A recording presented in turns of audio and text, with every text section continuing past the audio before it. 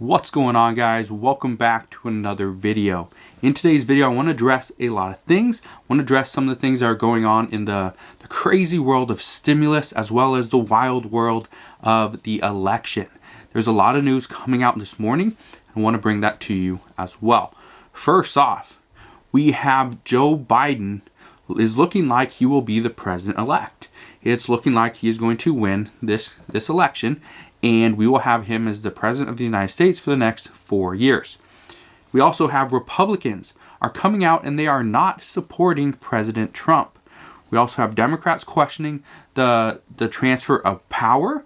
We also have the jobs report that came in stronger than expected at unemployment rate of 6.9%, which is better than what many economists were predicting. And we also have Nancy Pelosi and Mitch MCConnell talking about stimulus. This is all good news, and I want to bring this to you right now. Now, I know a lot of people always ask me, well, where am I getting my information? Where am I getting these reports and this information from these experts and these economists? Well, I decided to change up the video today. So if you like this style of video, I'm going to jump into the computer and show you all the reports that I've been reading, I've been watching, I've been seeing, and the videos that I go and review and watch. So you're going to see everything that I am personally seeing and that I personally go and review. So if you like this style of video, do me a favor, hit that thumbs up button. I greatly appreciate it. Now let's jump into these articles. So this right here is from NBC News, and this is just talking about how Republicans are pushing back against President Trump's false election claims. Come down here and we can see, we can see Toomey right here. He is pretty much saying there has been a lot of shenanigans and we can't stand for that in our country. Goes on to say it's going to take some time. It's going to take the time that it takes. He's pretty much just saying that it takes time to count votes. It takes more time than President Trump is currently wanting to wait. We also have Maryland Governor Larry Hogan, who says there is no defense for the president's comments tonight undermining our democratic process. America is counting the votes and we must respect the results as we always have before. No election or person is more important than our democracy. And we have Senator Mitt Romney from Utah, who is a supporter of President Trump's. He goes on to say that it was wrong to say the election was rigged, corrupt, and stolen. This is currently what they're saying. And many people are saying that right now President Trump would not forgive his power, he would not give it up.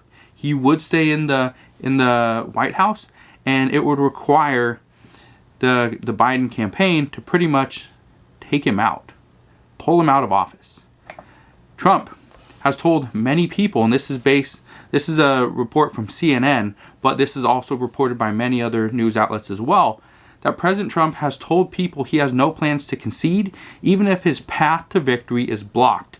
What he is pretty much saying here is even if Democrats make it tough or Biden makes it impossible to be reelected for President Trump, he is not going to concede. He has no plans to do that. He will keep fighting. He's going to fight for the American people, fight for the right to vote legally. That's what he is saying he wants. However, we also have Larry Kudlow, who's President Trump's top economic advisor. He is saying that this is a great country. This is the greatest democracy in the world, and we abide by the rule of law. And so will this president. He is just saying that President Trump will abide by the rule of law, and there will be a peaceful transfer of power. So that is good news.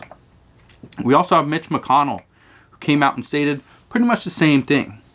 Mitch MCConnell said, of course, we've had a peaceful transfer of power going back to 1792. Every 4 years, we moved on to a new administration. Goes on to say, peaceful transfer. I absolutely want that, but ideally, I don't want a transfer because I want to win.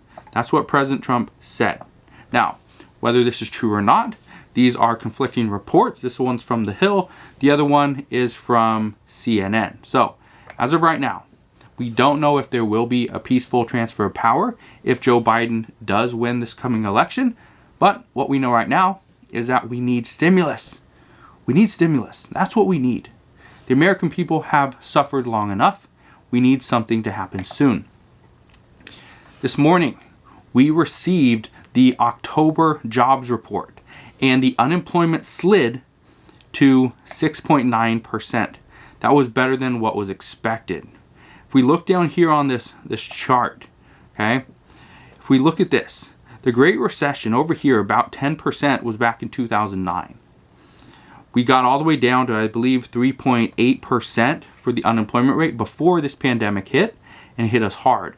We shot all the way up here to about 15%, and now we're down here at 6.9%. We are looking better. Things are improving. Okay, you can go and read these articles. This one's from CNBC, but things are improving. There's a lot of good things. Okay, one of the things that I want to just show you right here, the biggest job gains came in the hardest hit sector during the pandemic, as leisure and hospitality jumped by 271,000. Of that total, bars and restaurants increased 192,000. That is a big number. That's a big jump. But what you need to keep in mind is that currently, as our COVID cases spike, just the other day, we saw over 120,000. It was 121,000 new COVID cases. That was just from one single day, and over 1,100 deaths. Now, that is a big number. Those are big jumps. But as COVID cases increase and spike, we could potentially see more lockdowns. However, here's the good news. Right now, Mitch Mcconnell says, okay, they are going to address stimulus. It will be the #1 priority for the Senate as soon as they come back to Capitol Hill, and they will be back on Monday. So we're 3 days away from Mitch Mcconnell and the Senate addressing the biggest issue that many Americans have right now, which is getting more relief, providing some type of stimulus. Right now, here's what Mitch Mcconnell is saying. Okay, Mitch Mcconnell said that based on this, the 6.9% unemployment rate, it dropped. So he's saying this is a stunning indication of a dramatic comeback of the economy. Right here, he also stated, our economy is really moving to get back on its feet. That, I think, clearly ought to affect what size of rescue package we additionally do. He goes on to state something smaller, rather than throwing another $3 trillion at this issue, is more appropriate. However, that's not what Nancy Pelosi wants. You can see the report right there. We can come down here, and you can see what Nancy Pelosi says right here. Shortly after Mitch Mcconnell gave his statement as to, we're at 6.9% unemployment rate, we're doing better, I think this is an indication of how our economy is growing and progressing, Nancy Pelosi comes out and pretty much says, no, it doesn't appeal to me at all because they still have not agreed to crush the virus. Nancy Pelosi told reporters on Friday. And she went on to say that that isn't anything that we should even be looking at. Nancy Pelosi is pretty much just saying, as of right now, she does not want to look at a smaller package. It needs to be a larger package, and it has to be a larger package because the package that Mitch Mcconnell is pretty much referencing, which would be a skinny bill or a $500 billion package, doesn't address crushing the virus. Doesn't address testing, tracing, treatment, mask wearing, separation, ventilation, all that stuff that Nancy Pelosi keeps on referring to. But to Mitch Mcconnell's point, to Mitch Mcconnell's support, I'm here to tell you that even if we have testing, tracing, treatment, mask wearing, separation, that would be mainly in schools as well, and ventilation again in schools and office buildings and things like that, it's going to take time. That takes time. What Mitch Mcconnell is proposing is trying to get the economy back on track quickly. But at the same point, to Nancy Pelosi's support, to back Nancy Pelosi, I'm here to tell you that if we only address the issues of fiscal stimulus, only addressing the issues of liability protection for businesses, okay, we only address the school funding, we address PPP funding, we address stimulus checks to the American people, unemployment, United States Postal Service funding, things like that. This rate, this 6.9% unemployment rate that we are at right now, this will eventually drop. The problem is, at some point we're going to plateau, and potentially we'll see an increase or another spike if we don't address the COVID cases and we don't get a vaccine quickly. So that's where we're at right now. But here's a bigger issue. Okay, here's a much bigger issue. Right now, where we're at right now with the Senate race. Okay, this is just I just pulled this up from Google. You can just go to election update and you can see this exact same map.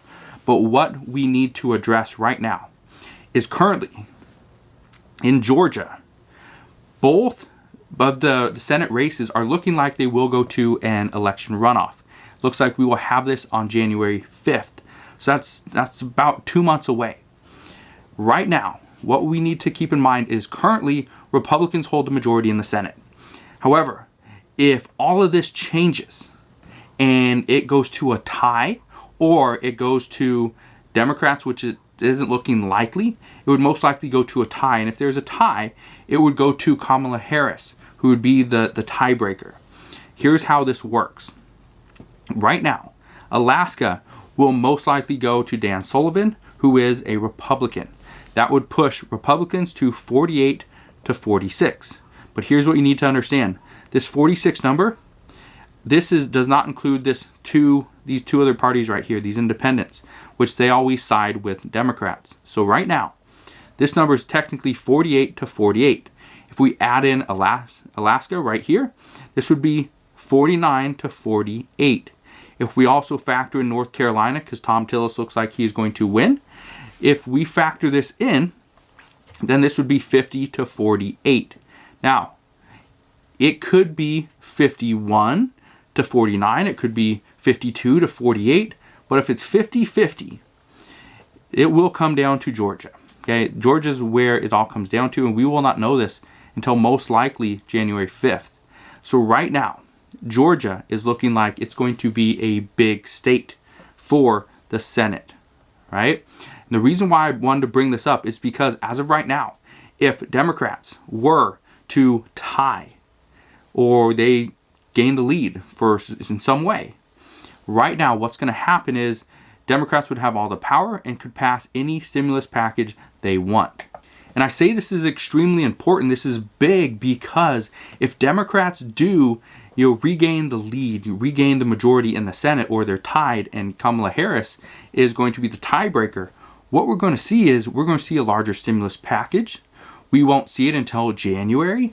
However, we could potentially see some type of stimulus coming from Mitch McConnell in the Senate very soon, potentially this coming week. And that is good news. That is good news that Mitch McConnell is going to potentially release something. But the bad news is Nancy Pelosi is looking at things like, well, I don't want to agree on a smaller stimulus package that doesn't address the virus, that doesn't put money into the pockets of the American worker and families. I don't want to go and accept those when we could get something much larger if we just wait. So again, right now, it is another waiting game, but it is good news because Nancy Pelosi and Mitch McConnell are talking about stimulus. They're not talking together, which they usually don't, but they are talking about stimulus. They will address this problem. And I feel that in the next week or two, we should have answers. Like I said earlier this morning, if you didn't get a chance to go and watch that video, I'll link to it down in the description box below as well. But what I addressed was we need answers. We need to know who's going to be the president of the United States. That is a big question. It's currently looking like it's going to be Joe Biden. It currently looks like it will be a contested election, but that will most likely be the outcome, as Joe Biden will be the next president of the United States for the next 4 years. As far as who wins the Senate and who controls the Senate, that's currently up in the air. Nobody knows. And we might not know for another 2 months.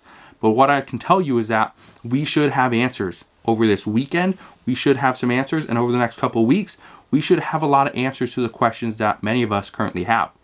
And the main question is, when will we see stimulus? When? We need it, and we need it now. So that's what I have for you right now. Hopefully you guys have a wonderful day. I will come back on here later today, address more stimulus news if there is any. But again, hopefully you have a wonderful day. Have a great Friday, and I'll see you guys on the next one.